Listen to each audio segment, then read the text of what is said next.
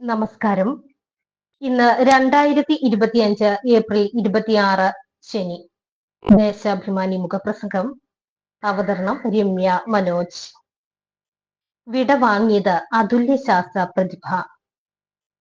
വിക്രം സാരാഭായിക്ക് ശേഷം ഇന്ത്യൻ ബഹിരാകാശ ഗവേഷണത്തിന് വഴിത്തിരിവാകുന്ന പദ്ധതികൾക്ക് തുടക്കമിട്ട അതുല്യ പ്രതിഭയായിരുന്നു ഡോക്ടർ കെ കസ്തൂരി രംഗൻ.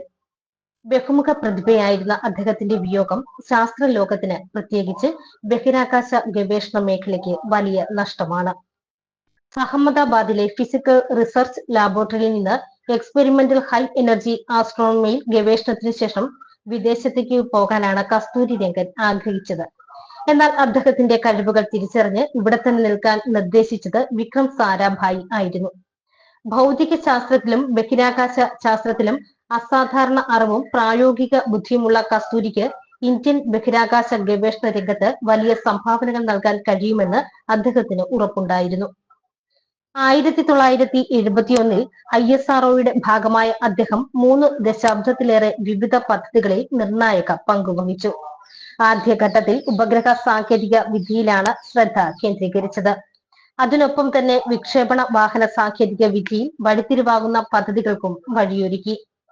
പുതിയ തലമുറയെ ബഹിരാകാശ ഗവേഷണ മേഖലയിലേക്ക് എത്തിക്കുന്നതിനും നിർദ്ദേശങ്ങൾ മുന്നോട്ട് വെച്ചു. പ്രൊഫസർ സതീഷ് ധവാനും UR റാവുവിനും ശേഷം ഏറ്റവും കൂടുതൽ കാലം ISRO ചെയർമാൻ പദവി വഹിച്ചതും കസ്തൂരി രംഗനാണ്. ബാംഗ്ലൂരിലെ സാറ്റലൈറ്റ് സെന്ററിന്റെ ഡയറക്ടർ പദവിയിൽ നിന്നായിരുന്നു ഈ പദവിയിലേക്ക് എത്തിയത്. ഭാസ്കര 1-2 ഉപഗ്രഹങ്ങളുടെ രൂപകൽപ്പനയിലും വികസനത്തിലും മുഖ്യ നേതൃത്വം നൽകി. ഇവയുടെ പ്രോജക്ട് ഡയറക്ടറായിരുന്നു അദ്ദേഹം. ഭൗമ നിരീക്ഷണ ഉപഗ്രഹങ്ങളുടെ വിക്ഷേപണ വിജയം തുടങ്ങുന്നത് ഇവിടം മുതലാണ്. റഷ്യയിൽ നിന്നാണ് 2 ഉപഗ്രഹങ്ങളും വിക്ഷേപിച്ചത്. തുടർന്ന് റിമോട്ട് സെൻസിംഗ് ഉപഗ്രഹങ്ങൾക്ക് തുടക്കമിട്ടു. PSLV, GSLV റോക്കറ്റുകളുടെ വിജയകരമായ വിക്ഷേപണവും ഇക്കാലത്തായിരുന്നു. ചാന്ദ്രയാൻ 1 പദ്ധതിയുടെ പ്രാരംഭ പഠനങ്ങൾക്ക് തുടക്കം കുറിക്കാനും അദ്ദേഹത്തിനായി. കോസ്മിക് എക്സ്റേ, ഗാമ റേകൾ എന്നിവയിലുള്ള ഗവേഷണങ്ങളും ശ്രദ്ധേയമാണ്. 40-ലധികം ഗവേഷണ പ്രബന്ധങ്ങൾ പ്രസിദ്ധീകരിച്ചിട്ടുണ്ട്. അടുത്ത കാലം വരെ ISROയുടെ പദ്ധതി കൊണ്ട് ഉപദേശകനായും സാങ്കേതിക കമ്മിറ്റികളിൽ അംഗമായുമെല്ലാം പ്രവർത്തിച്ചു. കേരളം ഉൾപ്പെടുന്ന പശ്ചിമഘട്ടത്തിന്റെ സംരക്ഷണം സംബന്ധിച്ച് അദ്ദേഹം തയ്യാറാക്കിയ റിപ്പോർട്ടും ഏറെ ചർച്ചാ വിഷയമായിരുന്നു. ഗാഡ്ഗിൽ റിപ്പോർട്ടിനെതിരെ പ്രതിഷേധമുയർന്ന പശ്ചാത്തലത്തിലായിരുന്നു കേന്ദ്ര സർക്കാർ കസ്തൂരി രംഗനെ നിയോഗിച്ചത്. JNU ചാൻസലർ, ആസൂത്രണ കമ്മീഷൻ അംഗം, Bengaluru national institute of advanced studies director തുടങ്ങിയ നിലകളിലും പ്രവർത്തിച്ചു.